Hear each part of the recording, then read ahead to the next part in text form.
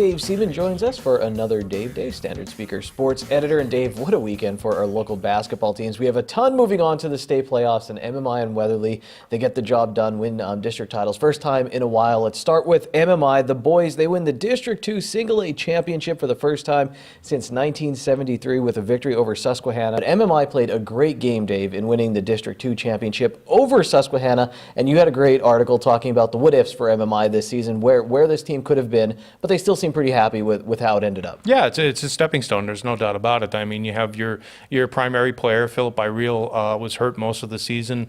6'8" sophomore center. They don't come along very often at Class A schools.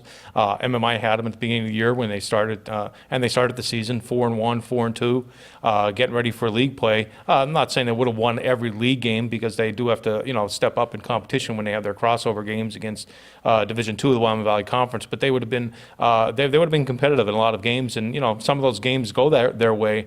They earn enough rating points to qualify for the sub-regional tournament, and who knows? Maybe they take on Susquehanna in the sub-regional title game instead of the district title game and get to advance the states.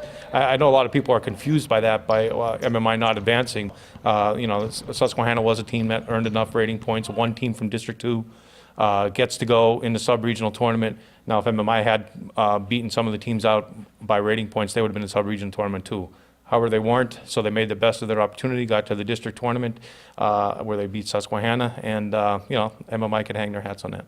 And Dave, the Weatherly girls, Steve Stallone covered this game for the Standard Speaker. First time in 32 years, they win a District 11 Single A Championship. Emily Zoshin continues to be fantastic for the Lady Records. Yeah, she is a fantastic player. She's been doing it now for, several years as a Lady Record. Seems like she's there for about 8 years, but, she has a lot of great teammates around her. And, Kevin Kringy, when he took over as head coach a few seasons ago, he showed them a PowerPoint presentation, what it took to be a district champion.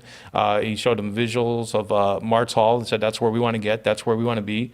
Been doing it a little bit incrementally every year. And finally this year they were rewarded with a district championship and going to play for the state, playing in the state tournament. So Dave, Hazelton area, the boys win the Districts 2-4 Sub-Regional 6A Championship. How do they stack up against the rest of the state as we move toward the state tournament? I mean, is this a deep run? I mean, how do you see the Cougars doing? And you said on any given night, you think this Cougar team can compete with anybody? Yeah, they could on any given date, but I'm sure Coach Joseph is adopting James Franklin's mantra, take one game at a time. And, everybody says that, yeah, you peek ahead at the brackets, and there are a lot of outstanding teams out there, don't get me wrong. There are a lot of outstanding teams, but the only one that should be in clear focus now is Norristown, the first round opponent. You get to play them in Berwick on Saturday afternoon. You're familiar with that gym, not this season, but, you've played there in the past. So you know what the gym's like, the surroundings. Should have a pro Hazelton crowd there. So you get to in the state tournament, and you're going to be excited. There might be a little bit of nerves, but Cougars have been playing well all season, so I don't see any reason why they should stop now. Well, Dave, the Lady Cougars who win the Districts 2-4 6A Sub-Regional Championship, we talked about their up and down season. We talked about it in this segment that they were hitting on all cylinders at the right time, and they beat Scranton, Dave, and I was impressed. I was at that game, and from start to finish, it was, as I said in my story, good old-fashioned Lady Cougar basketball. They pressed. They were aggressive in the game. Head coach Joe Gavio saying the break in between the end of the regular season and the district playoffs really helped them get healthy a little bit. They switched the starting five a little bit. But even with that said, Dave, Coach Gavio was doing like line changes, and almost everyone who came into that game made a difference. So what a way for the Lady Cougars to finish the season. And Coach Gavio kind of saw it coming the whole time. Yeah, and actually I ran into Coach Gavio in the Laurel Mall right before the tournament started. I guess it was before the first game against Williamsport, and knowing Coach Gavio, it wasn't a 5-minute conversation. It was like a 45-minute conversation.